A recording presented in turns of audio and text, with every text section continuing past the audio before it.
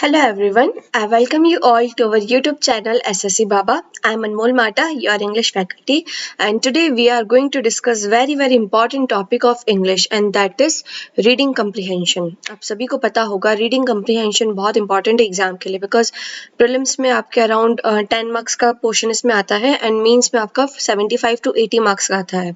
तो ये एक ऐसा सेक्शन है जिसमें आपको अपनी कमांड स्ट्रॉन्ग करना बहुत इंपॉर्टेंट है, अदरवाइज आप चाह कर भी अपने स्कोर मैक्सिमम नहीं कर पाओगे इंग्लिश में. सो इस लेक्चर में मैं आपको वही बताऊंगी कि कैसे आपको अपनी कमांड स्ट्रॉन्ग करनी है. So let's begin our session.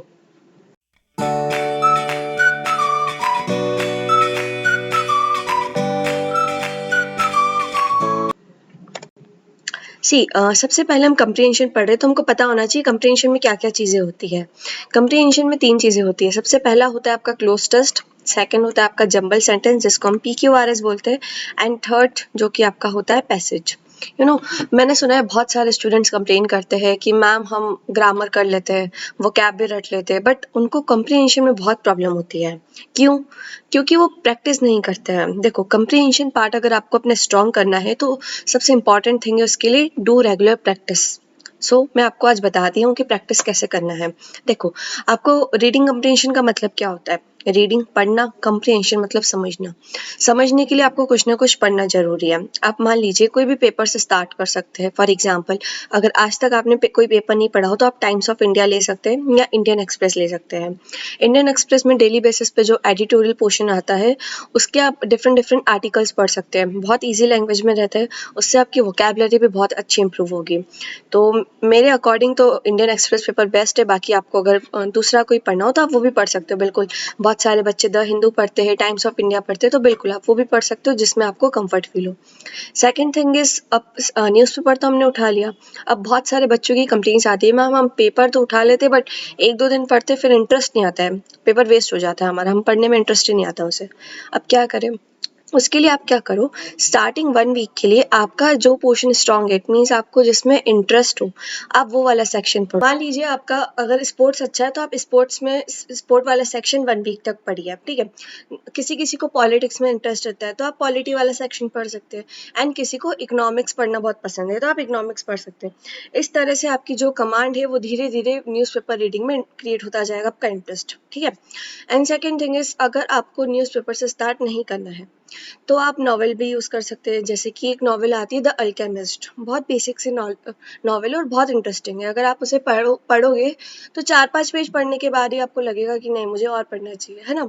तो आप द अल्केमिस्ट से भी स्टार्ट कर सकते हो, बट कैसे भी करके आपको क्या करना है, अपनी लाइफ में अपनी डेली बेसिस में रीडिंग को इंक्लूड करना है, और ज़्यादा नहीं, सिर्फ और सिर्फ आधा घंटा. अगर आप 30 मिनट भी पढ़ लेते हैं ना तो मान लीजिए आपका रीडिंग कंप्रीहेंशन में कमांड धीरे धीरे स्ट्रॉन्ग होने लगेगी, ठीक है. तो ये चीज़ है आपका कंप्रीहेंशन पार्ट स्ट्रॉन्ग करने के लिए, ठीक है. देखो, अगर आप पेपर पढ़ते हो तो उसमें आपके 2 बेनिफिट रहते हैं. एक तो ये कि आपका कंप्रीहेंशन पार्ट स्ट्रॉन्ग होगा, एंड सेकंड थिंग इज, आपको पता है टियर 3 एग्जाम में आपका डिस्क्रिप्टिव पेपर रहता है. डिस्क्रिप्टिव पेपर में आपको कोई भी रैंडम टॉपिक आ जाता है. अगर आप पेपर पढ़ेंगे तो आपको बहुत सारी चीज़ों का नॉलेज मिलेगा. आपको पॉलिटिक्स का नॉलेज मिलेगा, इकोनॉमिक्स का नॉलेज मिलेगा, डिफरेंट थिंग्स आपको मिलेगी पढ़ने के लिए. तो जब आपका नॉलेज वास्ट हो जाएगा तो आपकी एग्जाम में कोई भी टॉपिक आता है तो आप इजीली उस टॉपिक पे अच्छे से लिख पाएंगे, है ना. तो I would better suggest you कि आप न्यूज़पेपर बिल्कुल पढ़े, है ना. भले आधा घंटा पढ़े बट पढ़े जरूर, ठीक है. तो आज इस वीडियो में हम देखो क्लोज टेस्ट डिस्कस करने वाले हैं. क्लोज टेस्ट क्या रहता है, एक नॉर्मल पैसेज ही रहता है. नॉर्मल पैसेज रहता है, उसमें क्या रहता है, डिफरेंट जगह पे ब्लैंक्स रहते हैं, कहीं पे 5 होते हैं, कहीं पे 10 होते हैं, है ना. उस पैसेज को पढ़ के हमको समझना होता है कि हम उन ब्लैंक्स का सही आंसर क्या होगा, ठीक है. सबसे पहले हम क्लोज टेस्ट पढ़े, उसके लिए हमको स्टेप्स पता होना चाहिए. Steps to be followed while solving cloze test, मतलब कि जैसे आपके एग्जाम में क्लोज टेस्ट आ जाए तो आपको क्या अप्रोच फॉलो करना चाहिए. सबसे पहले आपको रीड पैसेज केयरफुली. सीधी सी बात है, आपका पैसेज आएगा, आपको उसे एक बार अच्छे से पढ़ लेना है. पढ़ना क्यों है, पढ़ना इसलिए इम्पॉर्टेंट है क्योंकि आपको पैसेज की थीम, पैसेज का टोन पता होना बहुत इंपॉर्टेंट है. अगर आपको पता ही नहीं आपका पैसेज पॉजिटिव जा रहा है, नेगेटिव जा रहा है, तो आप अपने सही आंसर तक नहीं पहुंच पाओगे. इसलिए थीम पता करने के लिए एंड सेकेंड पैसेज की टोन पता होने के लिए आपको पैसेज पढ़ना बहुत ज़रूरी है. मोस्ट ऑफ द टाइम ऐसा होता है कि मान लीजिए आपका फर्स्ट वाला आंसर है, आपने बहुत पढ़ा, आपको समझ में ही नहीं आया, ठीक है। अब आप क्या करो, इसको थोड़ी देर के लिए छोड़ दो, जब तक आप सेकंड थर्ड फोर्थ इन सबको सॉल्व करने लग जाओ। अब आप जब पैसेज पढ़ोगे तो आपको कहीं आखिरी में जाके कुछ ना कुछ ऐसी हिंट मिलेगी जिससे आपको पता चल जाएगा कि आपका जो फर्स्ट वाला आंसर है वो यही होगा, है ना। तो पैसेज रीड करने का सेकंड ये भी रहता है कि आपको अपने कई बार आंसर्स देखने को मिल जाते हैं पैसेज के अंदर ही, ठीक है। तो आप ये करेंगे। Second thing is vocabulary. देखो, वोकैबलरी बहुत इंपॉर्टेंट रोल प्ले करती है क्लोज टेस्ट में, क्योंकि हमको पता है इंग्लिश लैंग्वेज में बहुत सारे वर्ड्स बहुत सेम सेम रहते हैं और उनका बहुत स्लाइट डिफरेंस रहता है। जब तक आपको उन स्लाइट डिफरेंस नहीं पता होगा, आप अपने सही आंसर तक नहीं पहुंच पाओगे, है ना। जैसे एबिलिटी, कैपेबिलिटी, कैपेसिटी, ये तीनों वर्ड्स सेम सेम दिखते हैं, है ना। हिंदी में इन सबका मतलब होता है क्षमता, बट इंग्लिश में इन सबका बहुत स्लाइट डिफरेंस होता है। तो उन स्लाइट डिफरेंस का मतलब कैसे हम जानेंगे, जब हमारा वोकैबलरी का नॉलेज स्ट्रांग होगा, fine. Then third is understanding of grammar. देखो, ग्रामर बहुत इंपॉर्टेंट रोल प्ले करता है आपका क्लोज टेस्ट सॉल्व करने में। कैसे, मान लीजिए आपका पैसेज है, वो एक्टिव वॉइस में चल रहा है, ठीक है। तो आपका जो आंसर रहेगा वो भी आपका एक्टिव वॉइस में ही रहेगा। अगर कोई पैसिव वॉइस या दूसरी कोई वर्ब दी रहेगी तो अपन डायरेक्टली क्या कर लेंगे, उसे एलिमिनेट कर देंगे। तो आपको ग्रामर का नॉलेज होना चाहिए। एक्टिव वॉइस, पैसिव वॉइस क्या होता है, आपका जो पैसेज है उसमें आपका टेंस कौन सा चल रहा है, प्रेजेंट चल रहा है, पास्ट या फ्यूचर, ठीक है। तो ग्रामर का नॉलेज आपको होना ज़रूरी है। Then next is usage of parts of speech. Parts of speech का यूसेज मतलब कि जैसे हमारे पास 8 पार्ट ऑफ स्पीच होते हैं, noun, pronoun, adjective, adverb, verb, preposition and interjection, ठीक है। तो आपको मान लीजिए यहाँ पे नाउन दिया हुआ है, ठीक है। यहाँ पे कोई नाउन दिया हुआ है और देन उसके आगे आपके पास ब्लैंक है। ब्लैंक के लिए आपके पास 4 ऑप्शन दिए हुए हैं, 4 ऑप्शन में से एक सही आंसर तक आपको पहुंचना है। नाउन को जो क्वालिफाई करता है वो कौन होता है, एडजेक्टिव होता है। तो आप ऑप्शन देखोगे, चारों ऑप्शन में से जो आपका एडजेक्टिव होगा वो सीधे सीधे यहाँ आ जाएगा और बाकी सारे ऑप्शन आपके क्या हो जाएंगे, गलत हो जाएंगे, ठीक है। तो आप इस वाली चीज़ का भी यूज़ कर सकते हैं, ये टेक्निक आपको बहुत हेल्प करती है, ठीक है। Then last is option elimination. Option elimination क्या होता है, देखो, अब एग्जामिनर को आपको 4 ऑप्शंस देने हैं, ठीक है। उसका काम है उसको 4 ऑप्शन बनाना है, बट वो क्या करता है most of the time 2 option बहुत इररेलेवेंट कैटेगरी के बनाता है। दैट मीन्स उसका पैसेज से कहीं तक कोई रिलेशन नहीं होता है। तो आपका काम है सबसे पहले उन्हीं 2 ऑप्शंस को हटा के एलिमिनेट कर दो, सो दैट आप सही आंसर तक पहुंचने में जल्दी पहुंचो। देन जो बाकी के 2 ऑप्शंस बचते हैं उन दोनों में आपको पैसेज पढ़ के वोकैबलरी यूज़ करके सही आंसर तक पहुंचना रहता है, ठीक है। तो ये 5 स्टेप्स है जो आपको फॉलो करनी चाहिए क्लोज टेस्ट सॉल्व करने में, फाइन। तो अभी एक पैसेज डिस्कस करते हैं यहाँ पर। देखो, ये वाला जो पैसेज है ये आपका आई थिंक सीजीएल 2013 में पूछा गया है, ठीक है। तो आप करते हैं इसे, सबसे पहले पढ़ते हैं। In most of the world's major religions today, only one god is worshipped. But in many ancient religions, followers worshipped a dash of gods. God had special dash and responsibilities, and some could appear in a variety of forms. The myths and dash of ancient cultures and the range of gods worshipped often changed over thousands of years. देखो, यहाँ तक हमने passage पढ़ा, हमको ये समझ में आ रहा है कि इस वाले पैसेज में कुछ भगवान, रिलीजन, इन सब से रिलेटेड बात हो रही है। मतलब कि पहले क्या हुआ करता था, बहुत सारे एंशिएंट टाइम में बहुत सारे जो फॉलोअर्स हुआ करते थे वो बहुत सारे भगवानों की पूजा भक्ति करते थे। और ये जो मिथ्स एंड लीजेंड्स थी उस टाइम के कल्चर को रिप्रेजेंट करती थी, और वो लोग क्या करते थे, थोड़े थोड़े टाइम बाद अलग अलग भगवानों की वर्शिप करने लग जाते थे। ऐसा कुछ थाउजेंड्स ऑफ ईयर तक चलने लगा। पहले किसी भगवान की इंपॉर्टेंस गिरी, फिर उठी, ऐसे करके सब चलता रहा, है ना। तो अपन क्या करते हैं, फर्स्ट वाले ब्लैंक को सॉल्व करने की कोशिश करते हैं। देखो क्या लिखा है, but in many ancient religions followers worshipped a dash of gods. Dash of gods मतलब यहाँ पे कुछ आपको बताना है, एक कलेक्टिव नाउन बताना है कि गॉड्स के लिए कलेक्टिव नाउन क्या यूज होगा। देखो, टीम, टीम किसके लिए यूज होता है, प्लेयर्स के लिए यूज होता है, गॉड के लिए तो होगा नहीं, तो इसको हटा दो। पोजे क्या होता है, पोजे यूज होता है क्रिमिनल्स के ग्रुप के लिए, यहाँ पे क्रिमिनल्स की भी बात नहीं हो रही है तो ये भी हट जाएगा। कार्टेल क्या होता है, कार्टेल होता है वो ऑर्गेनाइजेशन या वो कंपनीज जो किसी भी प्रोडक्ट की प्राइस या कम ज़्यादा करती है, ठीक है। तो यहाँ पे कार्टेल भी नहीं होगा, सीधे सीधे आपका आंसर क्या हो जाएगा, ग्रुप, ठीक है। Followers worshipped a group of gods, वो लोग क्या करते थे, बहुत सारे भगवानों के ग्रुप की पूजा पूजा करते थे, ठीक है। नेक्स्ट है god had special dash and responsibilities and some could appear in a variety of forms. God के पास क्या है, कुछ स्पेशल डैश है एंड रिस्पॉन्सिबिलिटीज है, मतलब भगवान की अपनी अपनी विशेषता है, अपनी अपनी कुछ जिम्मेदारियां हैं, ठीक है। तो इससे रिलेटेड अपना आंसर फाइंड आउट करना है। सबसे पहले अपन देखेंगे इन सारे की मीनिंग। कॉन्टोर्स का मतलब क्या होता है, देखो कॉन्टोर्स का मतलब होता है किसी भी चीज की आउटलाइन, किसी भी चीज की बॉर्डर। बॉर्डर से रिलेटेड तो कोई बात हो नहीं रही है, इसे देखते से ही हटा दो। Then next is qualities. यहाँ पे क्या ऐसा होगा, god had special qualities and responsibilities, हो सकता है, इसको अपन रख देते हैं थोड़ी देर के लिए साइड में। देन सेकंड आप देखो फीचर्स। फीचर्स क्या होता है, आप फोन यूज करते हो, लैपटॉप यूज करते हो, इसमें क्या होता है, डिफरेंट डिफरेंट फीचर्स होते हैं, है ना। और फीचर्स आप उस कॉन्टेक्स्ट में भी यूज कर सकते हो, किसी का बहुत शार्प फीचर्स होते हैं, किसी की नोज बहुत अच्छी होती है, किसी के लिप्स बहुत अच्छे रहते हैं, मतलब डिफरेंट डिफरेंट फीचर्स जो होते हैं लोगों के, है ना। तो यहाँ पे वो वाली बात होने रही है, इसको अपन हटा देंगे। यहाँ पर क्या है, क्वालिटीज एंड ए कैरेक्टरिस्टिक, इन दोनों में से अपन को सही आंसर तक पहुंचना है। अब आप देखो आगे आप पढ़ोगे तो आपको पता चलेगा यहाँ पे कुछ स्पेशल डैश एंड रिस्पॉन्सिबिलिटीज की बात हो रही है, तो रिस्पॉन्सिबिलिटीज के साथ क्वालिटीज मैच नहीं करेगा, इसके साथ कैरेक्टरिस्टिक मैच करेगा, क्योंकि यहाँ पे भगवान की हमको स्पेशल विशेषता है और भगवान की कुछ रिस्पॉन्सिबिलिटीज है, उसके बारे में बात हो रही है, ठीक है। तो अपना सही आंसर क्या हो जाएगा, यहाँ पे कैरेक्टरिस्टिक हो जाएगा। God had special characteristic and responsibilities, and some could appear in a variety of forms. The myths and dash of ancient cultures and the range of gods worshipped often change. अब third वाले में क्या बोला है, the myths and dash। Myths क्या होता है, myths मतलब होता है जो पौराणिक कथाएं वगैरह रहती है, ठीक है। अब मिथ्स एंड मिथ्स के साथ क्या जुड़ेगा अपन को वो बताना है। अपन देखते हैं स्टोरीज क्या होता है, कहानियां। कहानियां यहाँ पे होगा नहीं। फेबल मतलब क्या होता है, फेबल्स मतलब होता है वो स्टोरी जिसके आखिरी में कुछ ना कुछ आपको लेसन मिले, तो ऐसा भी यहाँ पे यूज नहीं होगा कुछ। फोक टेल्स क्या होता है, फोक टेल्स को हिंदी में हम बोलते हैं लोक गाथा, ठीक है। यहाँ पे लोक गाथा की भी बात नहीं हो रही है, इसको भी हटाओ। अब आप ए और सी में से देखना है, the myths and stories of ancient culture होगा कि द मिथ्स एंड लीजेंड्स होगा। यहाँ पे बच्चों जो सही आंसर होगा वो मिथ्स एंड लीजेंड्स होगा। मिथ्स एंड लीजेंड्स इसलिए होगा क्योंकि ये एक कोलोकेशन है। कोलोकेशन क्या होता है, मतलब मिथ्स है, मिथ्स के साथ आप कभी भी स्टोरीज नहीं जोड़ सकते हो, उसके लिए आपको लीजेंड ही जोड़ना पड़ेगा। मिथ्स क्या होता है, जो पुरानी बातों से रिलेट होता है, और लीजेंड भी क्या होता है, जो पुरानी बातों से रिलेट होता है। तो अपना सही आंसर यहाँ पे क्या हो जाएगा, लीजेंड्स हो जाएगा, ठीक है। अपन को यहाँ पे कहानी नहीं चाहिए, इसलिए अपन स्टोरीज नहीं लगाएंगे, ठीक है।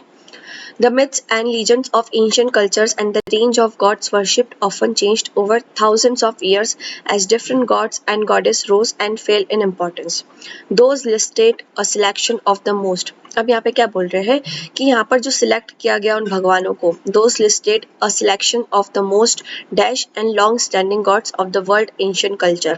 यहाँ पे जिन भगवानों को सिलेक्ट किया गया है उसके बारे में बताना है। अब देखो दोज है मतलब प्लूरल, अपना जो नाउन रहेगा वो क्या रहेगा, प्लूरल रहेगा। दोज आपका प्लूरल होता है, आपको पता होगा, दीज, दैट, दोज और दीज। तो यहाँ पे प्लूरल की वर्ब चाहिए तो वॉज तो हट जाएगा, इन तीनों में से कुछ हो सकता है। अब आप सेंटेंस पैसेज के स्टार्टिंग में देखोगे तो ये वाला पैसेज जो चल रहा है ये एक्टिव वॉइस में चल रहा है, प्रेजेंट टेंस में। वन गॉड इज वर्शिप्ड दिख रहा है, तो ये इज वर्शिप्ड, दैट मीन्स आपकी कौन सी पैसिव वर्ब यूज हो रही है। पैसिव के लिए आप यहाँ पर क्या लगा रहे हो, प्रेजेंट की वर्ब यूज कर रहे हो, तो यहाँ पे इस गॉड के लिए यूज हो रहा है सिंगल के लिए, तो यहाँ पर क्या यूज होगा, दोस्त के लिए। सीधा सीधा इसका आंसर क्या हो जाएगा, आर हो जाएगा। Those listed are a selection of the most dash and long standing gods, मतलब जिस लिस्ट में भगवानों को इंक्लूड किया था वो क्या थे, बहुत ज्यादा सम्माननीय थे, बहुत ज्यादा आदरणीय थे, बहुत ज्यादा पूजनीय थे। तो सारे भगवान क्या जाते थे, बहुत ज्यादा पूजनीय थे। अब देखो रेवर्ड मतलब क्या होता है, रेवर्ड मतलब होता है जिसकी पूजा करते हैं हम, जिसके लिए हमारे मन में बहुत रिस्पेक्ट होती है। रिब्यूक्ड मतलब होता है किसी को डांटना, अगर कोई गलत काम करे। रिब्यूक तो होगा नहीं कोई कहीं से कहीं तक। अपलॉड होता है किसी की प्रशंसा करना तालियां बजा के, यहाँ पर प्रशंसा की बात हो नहीं रही है। ऑनर्ड एंड रेवर्ड, ऑनर्ड और रेवर्ड दोनों में से आपका आंसर सही है, ठीक है। अब सही आंसर तक अपन को पहुंचना है, तो देखो सही आंसर क्या होगा, those listed are a selections of the most revered and long standing god. यहाँ पर जो सिलेक्ट किया गया गॉड्स को वो क्या है, बहुत ज्यादा पूजनीय है। ऑनर्ड नहीं होता है, ऑनर्ड अपन कब करते हैं, जब अपन किसी सेरेमनी में जाते हैं तो किसी रिस्पेक्टेबल पर्सन को ऑनर करते हैं, तो यहाँ पे उसकी बात नहीं हो रही है, अपन को यहाँ पे पूजनीय भगवान की बात कर रहे हैं। तो यहाँ पे अपना सही आंसर क्या हो जाएगा बच्चों, रेवर्ड हो जाएगा, ठीक है। तो आई होप आपको ये वाला पैसेज अच्छे से समझ में आया होगा। अब नेक्स्ट पैसेज हम करें उससे पहले मैं आपको रिक्वेस्ट करूँगी, एक बार आप क्या करें, सारे आंसर्स नेक्स्ट वाले पैसेज में आपके टोटल 10 है, ठीक है, तो आप इन 10 के 10 ऑप्शंस को एक बार खुद से करने की कोशिश कीजिए जो अप्रोच मैंने बताई है, एंड देन उसके बाद आप मेरे वीडियो को प्ले करके वापस से देखें, ठीक है। तो चलो अपन पढ़ते सबसे पहले अपना सेकंड वाला पैसेज, ये भी आपका प्रीवियस ईयर एग्जाम में ही पूछा गया है, ठीक है। देखो, the All India Radio dash as well as films have the dash of speeding up the process of dash awareness. National programs of dash dance and of dramas on the broadcast, that is radio and television, support the dash of composite culture and of exchange of dash and artistic forms between one and another. The influence of media in the dash of a composite culture may have been, but it is an important factor. ठीक है, अब देखो ये passage अगर आप पढ़ोगे तो आपको समझ में आएगा, यहाँ पे कुछ मीडिया की बात हो रही है, कुछ फिल्म, टेलीविजन, न्यूज रिपोर्ट, इन सब की बात हो रही है। देखो फर्स्ट वाले ब्लैंक को अपन सॉल्व करने की कोशिश करते हैं। The All India Radio dash as well as film, अब ऑल इंडिया की बात हो रही है, पूरे इंडिया में क्या चलता है, आपका रेडियो चलता है, फिल्म्स चलती है। अब इन चार ऑप्शन को देखो आप, वीडियो कॉम्पैक्ट डिस्क कहीं से कहीं तक हो सकता है क्या, बिल्कुल भी नहीं, हटाओ इस आंसर को। The All India radio, cable TV होगा क्या यहाँ पे, नहीं होगा। स्टार चैनल या दूरदर्शन, इन दोनों में से कुछ हो सकता है। The All India dash as well as films, अब देखो रेडियो जो है वो क्या है, पूरे इंडिया में चलता है, विविध भारती आपको पता है, फिल्म्स जो है उसका इम्पैक्ट भी पूरे इंडिया पे होता है। अब स्टार चैनल क्या है, स्टार चैनल तो कोई चैनल रहता है जो पर्टिकुलर रीजन या किसी लोकेलिटी का होता है, अपन को तो पूरे इंडिया के कॉन्टेक्स्ट में बात करनी है, तो इंडिया के कॉन्टेक्स्ट में हम कौन सा चैनल की बात करते हैं, दूरदर्शन। अब सभी ने बचपन में सुना होगा डीडी टीवी, दूरदर्शन सभी लोग देखते थे, है ना, तो यहाँ पे सही आंसर आपका क्या हो जाएगा बच्चों, दूरदर्शन हो जाएगा। The All India Radio, Doordarshan as well as films have the dash of speeding, इनके पास क्या है, इनके पास क्या है, कैपेबिलिटी है, एबिलिटी है, टेंडेंसी है कि टेक्नोलॉजी है, हैज, इनके पास एबिलिटी या कैपेबिलिटी होगा। देखो टेंडेंसी हटा दो देखते से ही, टेक्नोलॉजी देखते से ही हटा दो, अब अपना कैपेबिलिटी होगा या एबिलिटी होगा। अब ये जो रेडियो है, फिल्म्स है, इनके पास क्या होगा बच्चों, कैपेबिलिटी होगा। एबिलिटी का स्ट्रक्चर क्या होता है, एबिलिटी के बाद हमेशा टू आता है, I have the ability to complete work on time. अब यहाँ पे तो टू दिया नहीं, यहाँ पे क्या दिया, ऑफ दिया है, तो यहाँ पर आपका सही आंसर क्या हो जाएगा, कैपेबिलिटी हो जाएगा, ठीक है। एबिलिटी का स्ट्रक्चर क्या होता है, ability to do something, but यहाँ पर तो टू नहीं है, आपके पास ऑफ है, तो अपना सही आंसर हो जाएगा capability. As well as films have the capability of speeding up the process of dash awareness, इनके पास क्या है, इनके पास एबिलिटी कि वो इस प्रोसेस को क्या करे, बहुत ज़्यादा अवेयरनेस पहुँचाए, लोगों के मन में जागरूकता फैलाए। तो अब कहाँ जागरूकता फैलानी है, अब देखो यहाँ पे इंडिया की बात हो रही है, मतलब पूरे इंडिया में ही फैलानी होगी इन्फॉर्मेशन, कहीं रीजन वगैरह की तो बात हो नहीं रही है, लोकल की भी बात नहीं हो रही है, ना ही ग्लोबल की बात हो रही है, एक पूरे इंडिया की बात हो रही है, तो इंडिया के लिए यहाँ पे क्या होगा, नेशनल होगा, ठीक है। देखा पैसेज अपन अगर अच्छे से पढ़ते हैं ना तो अपने सारे आंसर्स अपन को मिलने लग जाते हैं धीरे धीरे, ठीक है। चलो नेक्स्ट डिस्कस करते हैं हम। सही आंसर क्या अपना C, national. National awareness, national programmes of dash dance and of dramas. अब आप देखो यहाँ पे डांस दिया है, यहाँ पे ड्रामा दिया है, तो डांस और ड्रामा से मिलता जुलता ही यहाँ पे कोई वर्ड आएगा जरूर। अब क्या मैजिक डांस और ड्रामा से कहीं तक मैच खा रहा है, नहीं। एग्रीकल्चर तो कहीं से कहीं तक पैसेज में बात ही नहीं हुई है, हेल्थ की भी बात नहीं है, देखते से ही अपना आंसर क्या हो जाएगा, म्यूजिक हो जाएगा, ठीक है। National programmes of music, dance and of dramas, देख रहे हो ना, यहाँ पर डांस और ड्रामा की बात हो रही है, तो उससे मिलता जुलता वर्ड आपको सिर्फ एक ही दिखा, तो अपना सीधा आंसर क्या हो जाएगा, म्यूजिक हो जाएगा, ठीक है। नेक्स्ट है on the broadcast dash that is radio and television support the dash of composite. अब आपको फिफ्थ वाला बताना है कि यहाँ पर क्या आएगा, and of dramas on the broadcast system, communication machine की मीडिया। देखो मशीन बिल्कुल नहीं होगा, कम्युनिकेशन भी नहीं होगा, अब यह सिस्टम हो सकता है या मीडिया हो सकता है। अब मुझे खुद ही बताओ, रेडियो और टेलीविजन ये दोनों आपके क्या है, मीडिया है ना, अपन बोलते हैं मास मीडिया अपने, तो यहाँ पे अपना आंसर क्या हो जाएगा, सीधे सीधे मीडिया हो जाएगा, ठीक है। नेक्स्ट है आपका media, radio and television support the dash of composite culture. अब ये जो रेडियो है, टेलीविजन है, ये क्या करते हैं, अपने इंडिया के कंपोजिट कल्चर को बढ़ावा देने का काम करते हैं, सपोर्ट देने का काम करते हैं। ठीक है, तो अब चारों ऑप्शन में से बताओ क्या आएगा। व्यू होगा क्या, support the view of composite culture, बिल्कुल भी नहीं। Support the text of composite culture, नहीं। सपोर्ट द कंटेंट, कंटेंट मतलब क्या होता है, कंटेंट तो ये होता है जो मैं आपको प्रोवाइड करा रही हूँ, यहाँ पे कंटेंट भी नहीं होगा। सीधे सीधे आपका आंसर क्या हो जाएगा, concept. Radio and television support the concept of, मतलब जो कंसेप्ट है कंपोजिट कल्चर का, कंपोजिट कल्चर मतलब दो कल्चर को आपस में मिलाना, उस कल्चर को ये क्या करे, प्रमोट कर रहे हैं, तो इस कंसेप्ट को बढ़ावा दे रहे हैं। आपका आंसर क्या हो जाएगा, बी। ठीक है। तो सेवेंथ में क्या है, of dash and artistic forms between one and another. अब देखो सेवेंथ में क्या है, एंड है, एंड के बाद क्या लगा है, आर्टिस्टिक फॉर्म। आर्ट का हिंदी में अगर कन्वर्ट करें तो क्या बोलते हैं अपन हिंदी में, कला। ठीक है, तो यहाँ पर अपन को कुछ कला से रिलेटेड ही वर्ड जोड़ना होगा जरूर। ठीक है, अगर आप ये वर्ड देखोगे क्या लिखा है, क्यूलिनरी। क्यूलिनरी का मतलब होता है वो पर्सन जो कुकिंग स्किल्स में बहुत एक्सपर्ट हो, उसकी तो बात हो नहीं रही, हटाओ इसे यहाँ से। नेक्स्ट है म्यूजिकल एंड थेरेटिकल। अगर आप आर्ट के बारे में अगर आपको पता हो, आर्ट कला जिसकी बात करते हैं, तो म्यूजिक और थेरेटिकल ये दोनों इसी के अंदर इंक्लूड होते हैं। ठीक है, तो ऑलरेडी इंक्लूड होते हैं, तो ये दोनों ऑप्शन होगा नहीं, आपका आंसर क्या हो जाएगा, लिटरेरी हो जाएगा। लिटरेरी का मतलब क्या होता है, साहित्य, composite culture end of exchange of साहित्य एंड कला फॉर्म्स। ठीक है, तो यहाँ पे आपका सही आंसर क्या है बच्चों, सी। ठीक है। Between one dash and another, between one country होगा, क्या अपन एक कंट्री से दूसरी कंट्री में अपना क्या जो कंपोजिट कल्चर एक्सचेंज करते, नहीं करते। एक विलेज से दूसरे विलेज में करते, नहीं करते। स्कूल की तो बात ही नहीं हो रही है, सीधा सीधा आपका आंसर क्या हो जाएगा, बी, रीजन। ठीक है, between one region and another, मान लीजिए मध्य प्रदेश है, यहाँ का कुछ अलग रीजन है, यहाँ का अलग कल्चर है, महाराष्ट्र का अलग रीजन है, तो ये दोनों क्या करेंगे, आपस में कंपोजिट कल्चर का काम करेंगे। यहाँ पे जो लोगों को चीज आती है वो यहाँ के लोगों को सिखाएंगे, और यहाँ के लोगों को जो चीज आती है वो यहाँ के लोगों को सिखाएंगे। ठीक है, the influence of media in the dash of a composite culture में हैव बीन, जो इन्फ्लुएंस है मीडिया का इस कंपोजिट कल्चर के क्या करने में, बताओ, रिवॉल्यूशन करने में, ट्रांसफॉर्मेशन करने में, प्रोग्रेस करने में, या इवोल्यूशन करने में। देखो जो मीडिया का इन्फ्लुएंस है, रिवॉल्यूशन होगा नहीं, रिवॉल्यूशन मतलब होता है किसी भी चीज की क्रांति लाना, जैसे आपको पता होगा व्हाइट रिवॉल्यूशन, ब्लू रिवॉल्यूशन, क्रांति की बात हो नहीं रही है, इसको हटाओ यहाँ से। ट्रांसफॉर्मेशन मतलब चेंजेस लाना, चेंज की भी बात नहीं हो रही है, सी या डी में से हो सकता है जरूर। प्रोग्रेस, जो इन्फ्लुएंसर मीडिया का वो क्या करता है, प्रोग्रेस करता है इवोल्यूशन कंपोजिट कल्चर का, कि उसका इवोल्यूशन करता है। देखो प्रोग्रेस मतलब होता है किसी भी चीज का इम्प्रूवमेंट करना, यहाँ पर अपना सही आंसर होगा इवोल्यूशन। इवोल्यूशन का मतलब होता है किसी भी चीज का ग्रेजुअल इम्प्रूवमेंट, जब कोई चीज धीरे धीरे बढ़ती जाती है किसी चीज के प्रमोशन की वजह से, तो उसको अपन क्या बोलते हैं, इवोल्यूशन बोलते हैं। तो यहाँ पे आपका सही आंसर क्या है, इवोल्यूशन है।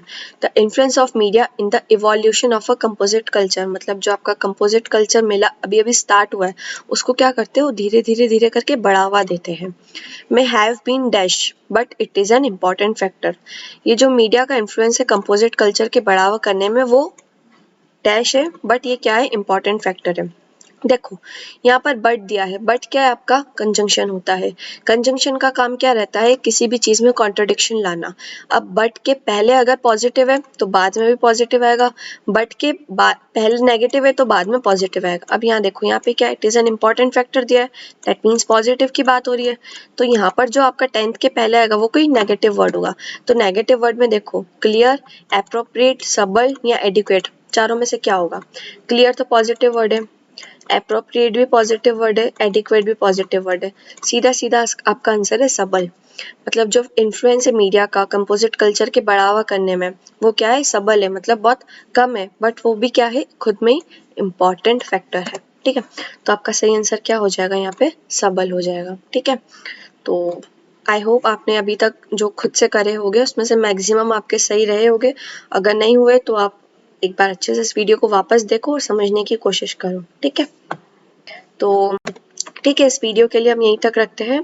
अगर आपको वीडियो पसंद आया हो तो please do like this video को आप शेयर करो ज़्यादा से ज़्यादा अपने फ्रेंड्स के बीच में, क्योंकि बहुत सारे लोगों को क्लोज ट्रस्ट में प्रॉब्लम आती है। हो सकता है ये सेशन देखकर उनको कहीं ना कहीं हेल्प मिले, है ना।